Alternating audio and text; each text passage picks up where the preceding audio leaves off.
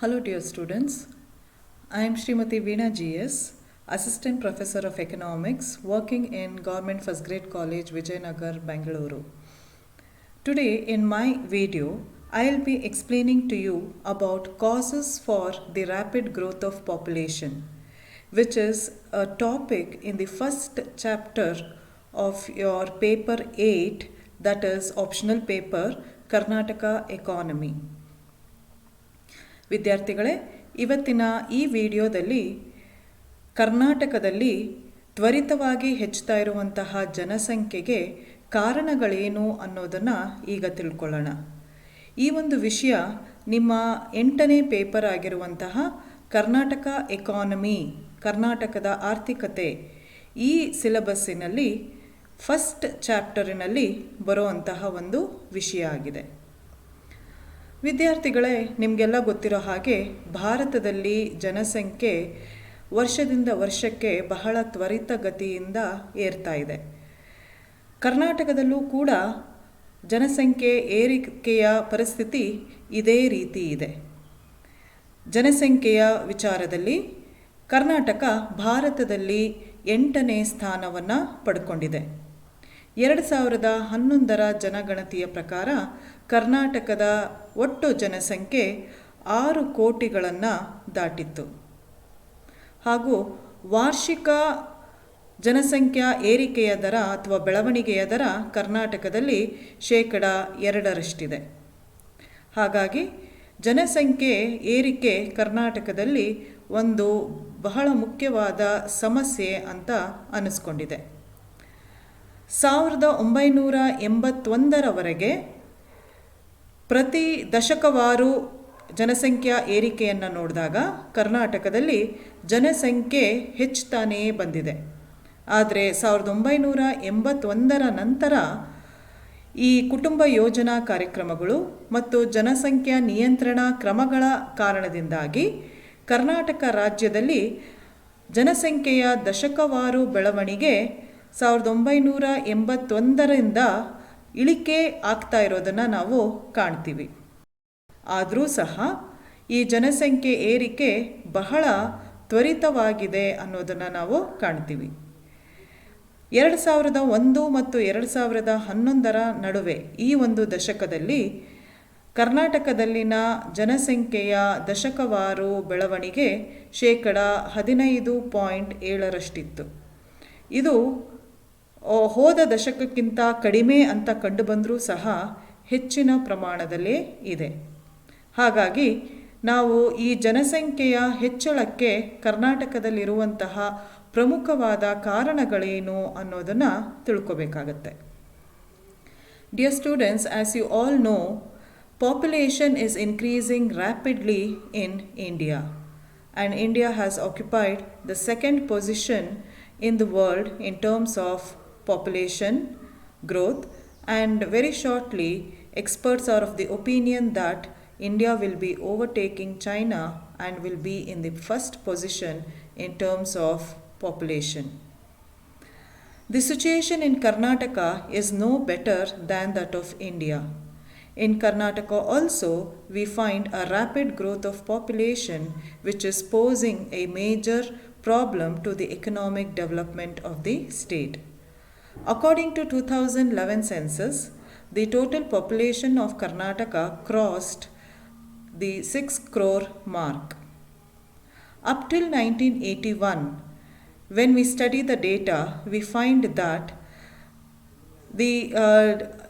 in terms of decadal growth of population, there was a continuous increase from decade to decade. But from 1981 onwards, we find a decline in the decadal growth of population in Karnataka. In the last decade, that is from 2001 to 2011, the population growth of Karnataka in this decade recorded at 15.7%. Though there is a decline compared to the previous decade, 15.7% decadal growth is still very high when compared to many of the developed countries. The annual growth rate of population in Karnataka is still at 2%. Hence, it becomes very important for us to analyze the causes which are responsible for the rapid growth of population in the state. ವಿದ್ಯಾರ್ಥಿಗಳೇ, ಮೊಟ್ಟ ಮೊದಲನೇ ಕಾರಣ ಕರ್ನಾಟಕದಲ್ಲಿನ ತ್ವರಿತ ಜನಸಂಖ್ಯೆಯ ಹೆಚ್ಚಳಕ್ಕೆ ಅಂದರೆ ಬಡತನ. ಭಾರತದಲ್ಲಿ ಕಂಡುಬರೋ ಹಾಗೆ ಕರ್ನಾಟಕ ರಾಜ್ಯದಲ್ಲೂ ಕೂಡ ಬಡತನದ ಪ್ರಮಾಣ ಬಹಳ ಹೆಚ್ಚಾಗಿದೆ. ಅದರಲ್ಲೂ ಗ್ರಾಮೀಣ ಪ್ರದೇಶದಲ್ಲಿ ಬಡತನ ನಗರ ಪ್ರದೇಶಗಳಿಗೆ ಹೋಲಿಸಿಕೊಂಡ್ರೆ ಹೆಚ್ಚಾಗೇ ಇದೆ.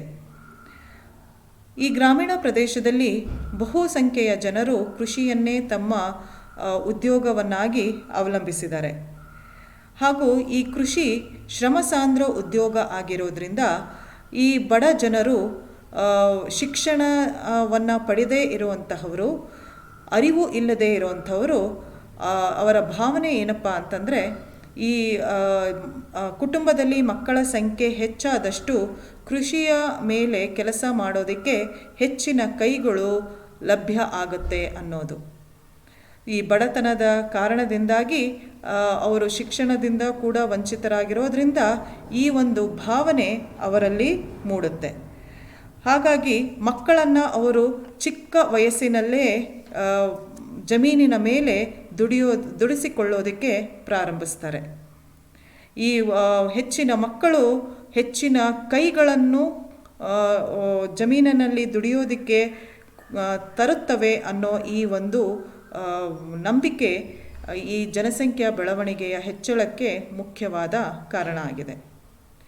Poverty is one of the main reasons for high growth of population in Karnataka. Poverty is more seen in rural areas than in urban areas of Karnataka. And in rural areas, people majorly depend on agriculture for their livelihood. And agriculture being a labor-intensive occupation in most parts of India, the poor people who are uneducated, who are illiterates, ignorant, and are not aware about the evil effects of high population have a misconception that more children in the family will bring in more hands to work on the fields. This false belief or the misconception among the people has led to high growth rate of population. ಎರಡನೇ ಮುಖ್ಯ ಕಾರಣ ಜನಸಂಖ್ಯಾ ರಭಸಗತಿಯ ಹೆಚ್ಚಳಕ್ಕೆ ಕರ್ನಾಟಕದಲ್ಲಿ ಅಂದರೆ ಅಧಿಕ ಜನನ ದರ. ಜನನ ದರ ಅಂದರೆ ಪ್ರತಿ 1000 ಜನಸಂಖ್ಯೆಗೆ ಆಗುವಂತಹ ಸಜೀವ ಜನನಗಳನ್ನು ಜನನ ದರ ಅಂತ ಕರಿತೀವಿ.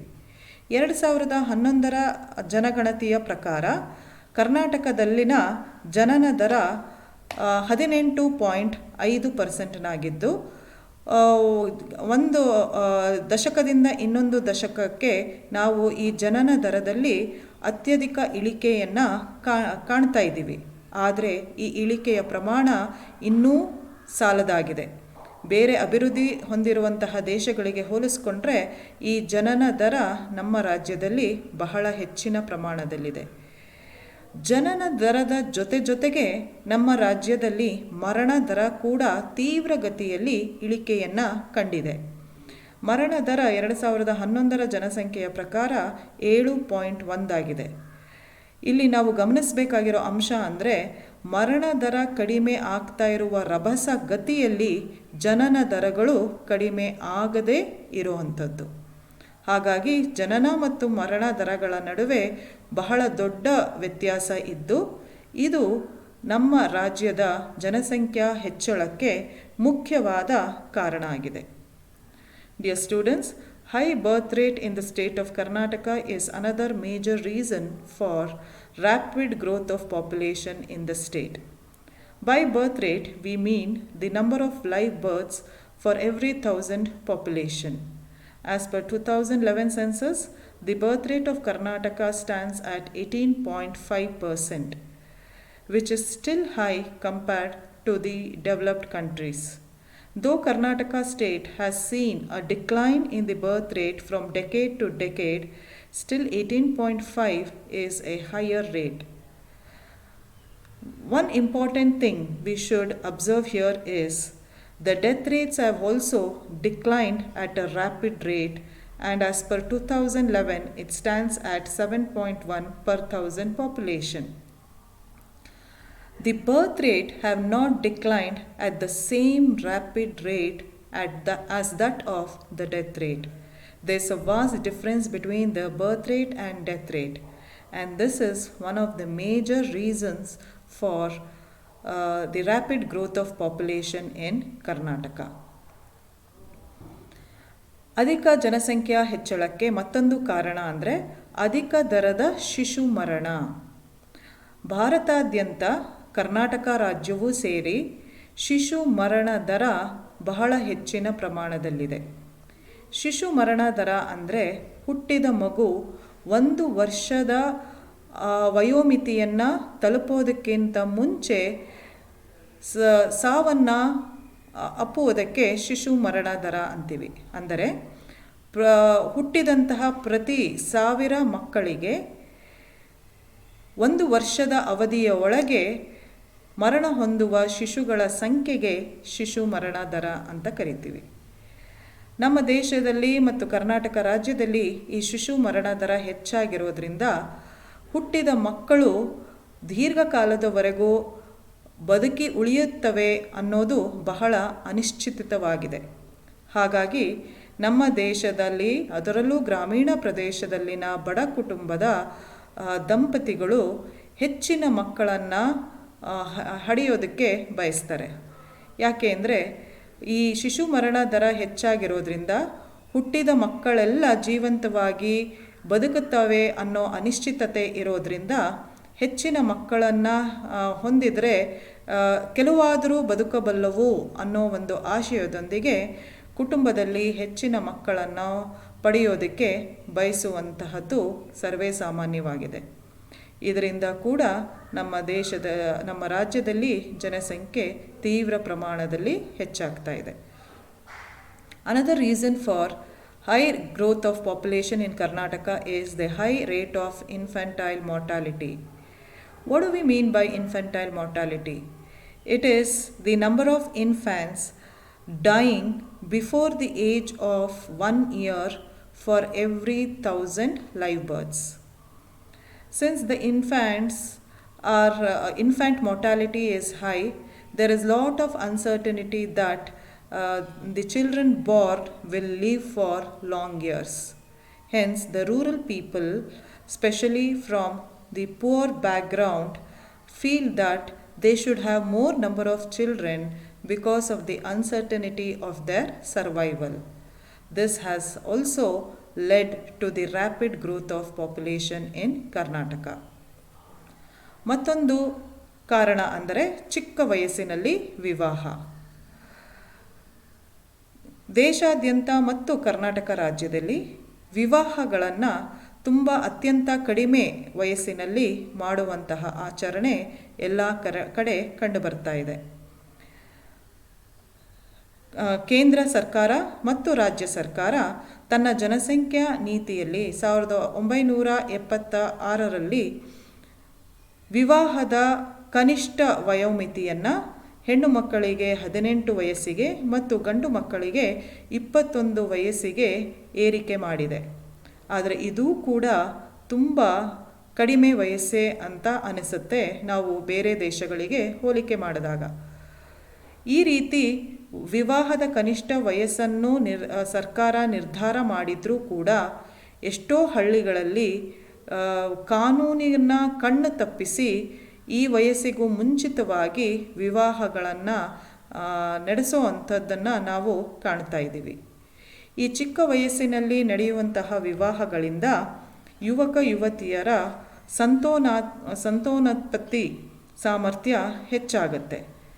ಅವರು ಹೆಚ್ಚಿನ ಕಾಲ ಸಂತಾನವನ್ನು ಪಡೆಯುವಂತಹ ಸಾಮರ್ಥ್ಯವನ್ನು ಹೊಂದಿರುವುದರಿಂದ ಇದು ಕೂಡ ಜನಸಂಖ್ಯಾ ಹೆಚ್ಚಳಕ್ಕೆ ಒಂದು ಮುಖ್ಯವಾದ ಕಾರಣ ಆಗಿದೆ. Another important cause for rapid growth of population in Karnataka is early marriages. Not only in Karnataka but in entire country of India, marriages takes place at a very early age when compared to the other developed countries. Government of India and the Karnataka state had revised the minimum age of marriage in its population policy of 1976. The age of marriages were increased to 18 years for girls and 21 years for boys. In spite of this revision in the minimum age of marriage, we still find in many villages that people resort to early marriages by violating the law.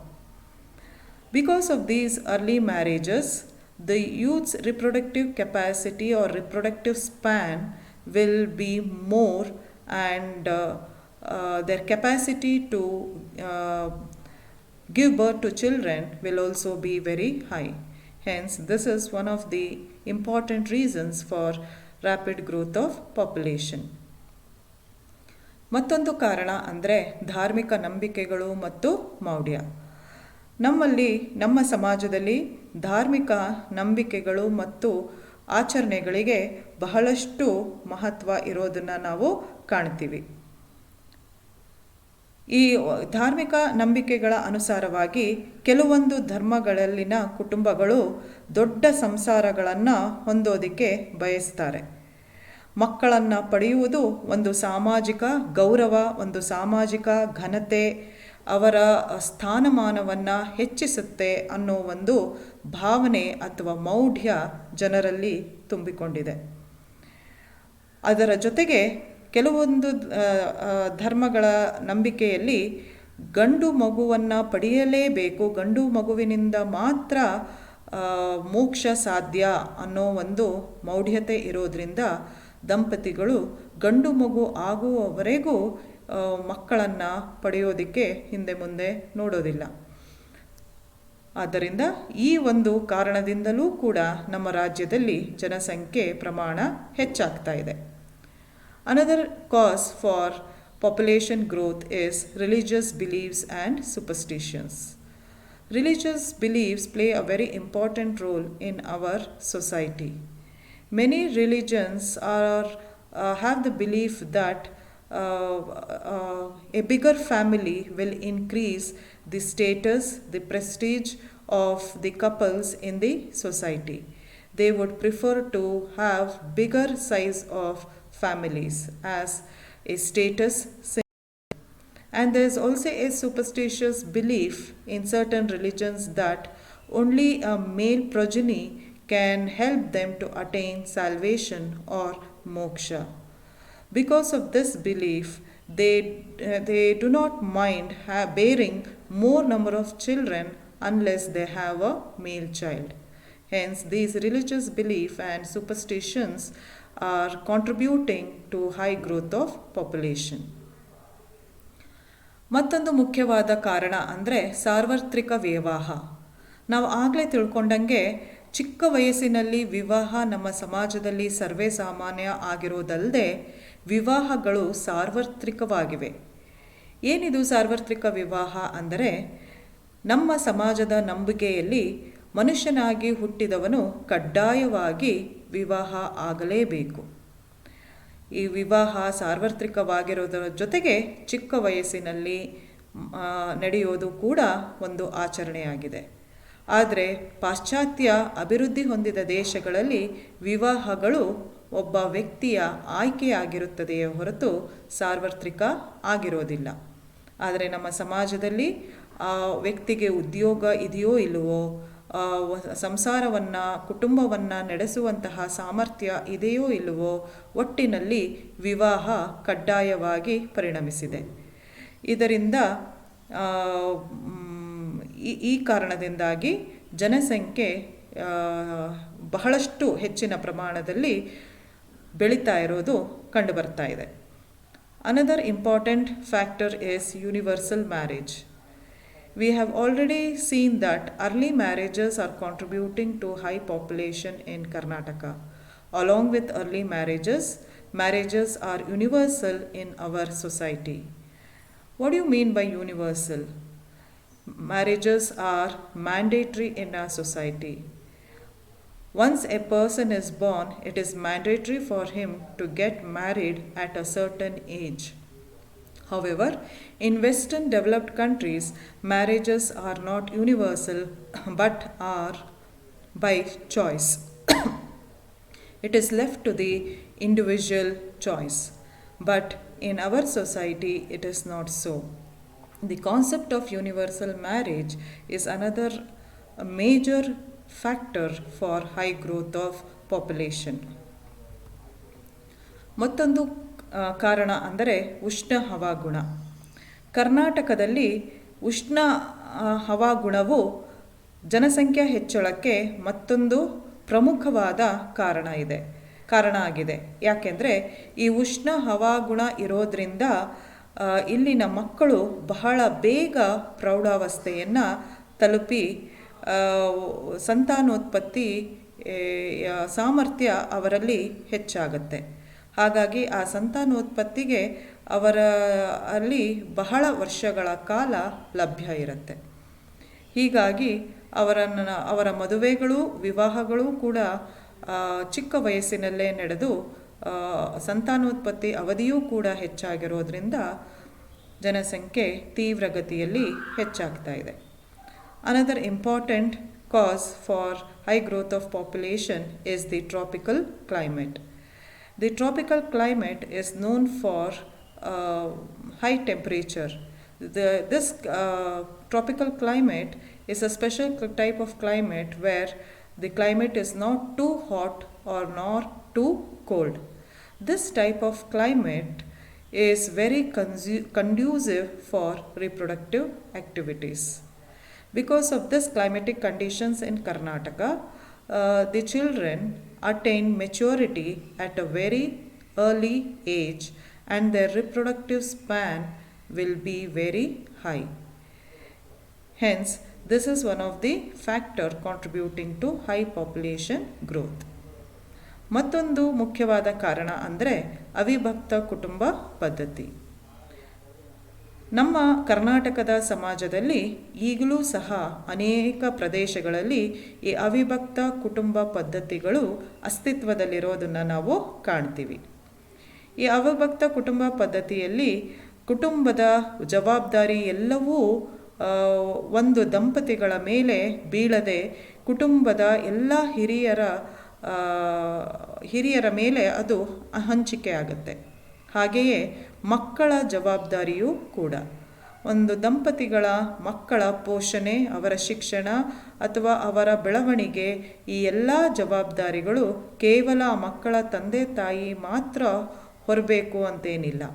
ಮಕ್ಕಳ ಜವಾಬ್ದಾರಿ ಅವಿಭಕ್ತ ಕುಟುಂಬಕ್ಕೆ ಸೇರಿದ ಎಲ್ಲ ಹಿರಿಯರ ಸದಸ್ಯರದ್ದು ಆಗಿರುತ್ತೆ. ಹಾಗಾಗಿ ಅವಿಭಕ್ತ ಕುಟುಂಬಗಳ ದಂಪತಿಗಳು ಹೆಚ್ಚಿನ ಮಕ್ಕಳನ್ನು ಪಡೆಯೋದಕ್ಕೆ ಹಿಂದೆ ಮುಂದೆ ನೋಡೋದಿಲ್ಲ. ಅವರು ಪ್ರತ್ಯೇಕವಾಗಿ ಅವರಿಗೆ ಹೊರೆ ಆಗದೇ ಇರೋದ್ರಿಂದ ಹೆಚ್ಚಿನ ಮಕ್ಕಳ ಜನನವನ್ನು ತಡೆಗಟ್ಟೋದರ ಬಗ್ಗೆ ಅವರು ಅಷ್ಟಾಗಿ ಒಲವು ತೋರೋದಿಲ್ಲ, ಆಸಕ್ತಿಯನ್ನು ತೋರದೆ ಹೆಚ್ಚಿನ ಮಕ್ಕಳನ್ನು ಪಡೆಯುವಂಥದ್ದು ಸರ್ವೇ ಸಾಮಾನ್ಯವಾಗಿದೆ. The another important cause for high growth of population in Karnataka is the joint family system. Even today in the society of Karnataka, joint family system is in existence in many parts. In a joint family, all the responsibility of the family will be distributed among all the elderly members of the family. So also the responsibility of the children of a couple. The rearing or bringing up children, this responsibility, educating the children, all this will not be the sole responsibility of the parents alone, but it is going to be the responsibility of all the elderly members of the family. Hence, the couple do not mind bearing more and more children.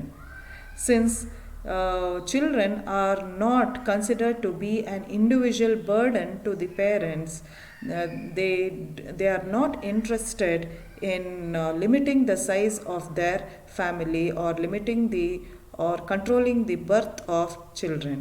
They do not mind having more and more number of children. ಮತ್ತೊಂದು ಕಾರಣ ಎಂದರೆ ಜನನ ನಿಯಂತ್ರಣದ ಬಗ್ಗೆ ಜ್ಞಾನದ ಕೊರತೆ.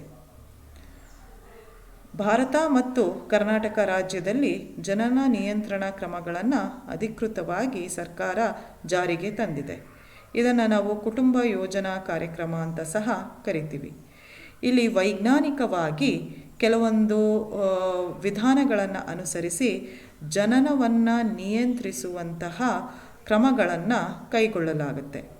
ಆದರೆ ಈ ಜನನ ನಿಯಂತ್ರಣದ ಬಗ್ಗೆ ಜನರಿಗೆ ಇನ್ನೂ ಅರಿವು ಮೂಡದೇ ಇರುವುದು ಜನಸಂಖ್ಯಾ ಹೆಚ್ಚಳಕ್ಕೆ ಇನ್ನೊಂದು ಪ್ರಮುಖ ಕಾರಣ ಆಗಿದೆ. ಅದರಲ್ಲೂ ಗ್ರಾಮೀಣ ಪ್ರದೇಶದ ಅವಿದ್ಯಾವಂತ ಅಶಿಕ್ಷಿತ ಜನರಿಗೆ ಈ ನಿಯಂತ್ರಣ ಕ್ರಮಗಳ ಬಗ್ಗೆ ಜ್ಞಾನದ ಕೊರತೆ ಹೆಚ್ಚಾಗಿ ಕಂಡುಬಂದಿದೆ. ಹಾಗಾಗಿ ಅವರು ಹೆಚ್ಚಿನ ಮಕ್ಕಳನ್ನು ಪಡೆಯೋದರಲ್ಲಿ ಮುಂದಾಗಿದ್ದಾರೆ. Another reason is the lack of knowledge about birth control. The Government of India and the State Government of Karnataka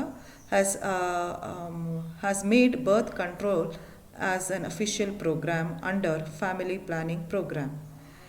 Under birth control, many scientific methods are used to control the birth of children. However, people in rural areas who are uneducated, illiterate and ignorant are not aware about the methods of birth control. This lack of knowledge regarding birth control is another cause for high growth of population. ಮತ್ತೊಂದು ಇತ್ತೀಚೆಗೆ ಮುಖ್ಯವಾಗಿರುವಂತಹ ಇನ್ನೊಂದು ಕಾರಣ ಅಂದರೆ ವಲಸಿಗರ ಸಂಖ್ಯೆಯಲ್ಲಿ ಏರಿಕೆ. ಕರ್ನಾಟಕದ ರಾಜ್ಯದಲ್ಲಿ ಇತ್ತೀಚಿನ ವರ್ಷಗಳಲ್ಲಿ ಜನಸಂಖ್ಯೆ ಹೆಚ್ಚಾಗೋದಕ್ಕೆ ಈ ವಲಸಿಗರ ಸಂಖ್ಯೆಯಲ್ಲಿನ ಹೆಚ್ಚಳ ಪ್ರಮುಖ ಕಾರಣ ಅಂತ ಅನ್ನಿಸ್ಕೊಂಡಿದೆ. ಕರ್ನಾಟಕ ರಾಜ್ಯ ಜನನ ದರವನ್ನು ಕಡಿಮೆ ಮಾಡೋದರಲ್ಲಿ ಸ್ವಲ್ಪ ಮಟ್ಟಿಗೆ ಯಶಸ್ವಿ ಆಗಿದ್ದರೂ ಸಹ ಜನಸಂಖ್ಯೆ ತೀವ್ರಗತಿಯಲ್ಲಿ ಹೆಚ್ಚಾಗೋದಕ್ಕೆ ಈ ವಲಸಿಗರ ಕಾರಣ ಬಹಳ ಪ್ರಮುಖವಾದದ್ದು.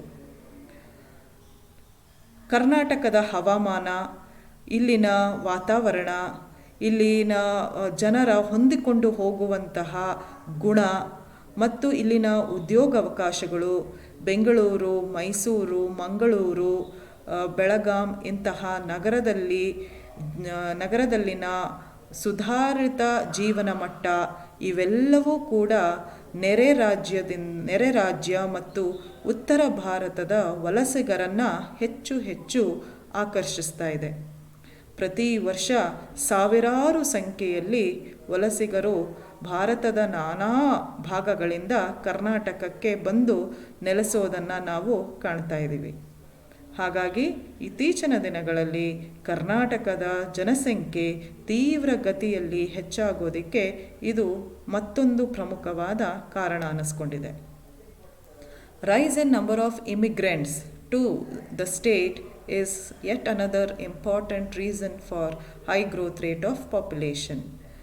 Though the state of Karnataka is successful to some extent in controlling birth rate, still the population is increasing at a faster rate, mainly because of the increase in the number of migrants. The tropical climate of Karnataka, the environment of Karnataka, the generous nature of the people of Karnataka, and the fast developing cities like Bengaluru, Mysuru, Mangalore, Belgaum, Dharwad, and the job opportunities and improvement in the standard of living in these cities are attracting immigrants from neighboring states and also from North India and other parts of the country. Hence, in recent years, this increase in the number of immigrants is contributing a lot towards rapid growth of population in Karnataka. ಕೊನೆಯದಾಗಿ ಇನ್ನೊಂದು ಮುಖ್ಯ ಕಾರಣ ಅಂದರೆ ಅನಕ್ಷರತೆ ಮತ್ತು ಜ್ಞಾನದ ಕೊರತೆ. ಕರ್ನಾಟಕದಲ್ಲಿ ಅನಕ್ಷರತೆಯ ಪ್ರಮಾಣ ಇನ್ನೂ ಹೆಚ್ಚಾಗೇ ಇದೆ. ಅದರಲ್ಲೂ ಮಹಿಳಾ ಅನಕ್ಷರತೆ ಹೆಚ್ಚಿನ ಪ್ರಮಾಣದಲ್ಲಿರೋದನ್ನು ನಾವು ಕಾಣ್ತೀವಿ. ಕುಟುಂಬವನ್ನು ನಿಯಂತ್ರಿಸೋದಲ್ಲಿ ಕುಟುಂಬ ಕಲ್ಯಾಣ ಯೋಜನಾ ಕಾರ್ಯಕ್ರಮಗಳನ್ನು ಅಳವಡಿಸ್ಕೊಳ್ಳೋದ್ರಲ್ಲಿ ಪುರುಷರಿಗಿಂತ ಮಹಿಳೆಯರ ಪಾತ್ರ ಹೆಚ್ಚಾಗಿರುತ್ತೆ. ಆದರೆ ಈ ಅನಕ್ಷರತೆ ಮತ್ತು ಜ್ಞಾನದ ಕೊರತೆಯಿಂದಾಗಿ ಈ ಕುಟುಂಬ ಯೋಜನಾ ಕಾರ್ಯಕ್ರಮಗಳನ್ನು ಅಥವಾ ಜನನ ನಿಯಂತ್ರಣ ವಿಧಾನಗಳನ್ನು ಅನುಸರಿಸೋದ್ರಲ್ಲಿ ನಮ್ಮ ಜನ ವಿಫಲರಾಗಿದ್ದಾರೆ. ಹಾಗಾಗಿ ಈ ಕಾರಣದಿಂದ ಕೂಡ ಜನಸಂಖ್ಯೆ ಹೆಚ್ಚುತ್ತಾ ಇದೆ. Lastly, illiteracy and lack of knowledge is another important reason for increase in population in Karnataka. The illiteracy rate in Karnataka is still high, and especially female illiteracy is very high when compared to male illiteracy. Female or women play a very important role in limiting the size of their family and in adoption of birth control methods. The illiteracy among women and the lack of knowledge among them about birth control methods and benefits of having a small family has led to high population growth in Karnataka. ವಿದ್ಯಾರ್ಥಿಗಳೇ, ಇದುವರೆಗೂ ನಾವು ಕರ್ನಾಟಕದಲ್ಲಿ ಜನಸಂಖ್ಯಾ ಹೆಚ್ಚಳಕ್ಕೆ ಕಾರಣ ಆಗಿರುವಂತಹ ಅಂಶಗಳ ಬಗ್ಗೆ ತಿಳ್ಕೊಂಡ್ವಿ. ಕರ್ನಾಟಕ ರಾಜ್ಯ ಜನಸಂಖ್ಯೆಗೆ ಸಂಬಂಧಪಟ್ಟಂತೆ 8ನೇ ಸ್ಥಾನದಲ್ಲಿದೆ ಮತ್ತು ಜನಸಂಖ್ಯೆ ಅಪಾಯಕಾರಿ ಪ್ರಮಾಣದಲ್ಲಿ ಹೆಚ್ಚುತ್ತಾ ಇದೆ. ಹಾಗಾಗಿ ಜನಸಂಖ್ಯಾ ನಿಯಂತ್ರಣ ನೀತಿಗಳನ್ನು ಮತ್ತು ಜನನ ನಿಯಂತ್ರಣ ವಿಧಾನಗಳನ್ನು ಇನ್ನೂ ಕಟ್ಟುನಿಟ್ಟಾಗಿ ಕರ್ನಾಟಕ ರಾಜ್ಯದಲ್ಲಿ ಜಾರಿಗೆ ತಂದು ಜನಸಂಖ್ಯಾ ಬೆಳವಣಿಗೆಯನ್ನು ನಿಯಂತ್ರಿಸುವಂತಹ ಅತ್ಯವಶ್ಯಕತೆ ಕಂಡುಬರ್ತಾ ಇದೆ. ಧನ್ಯವಾದಗಳು.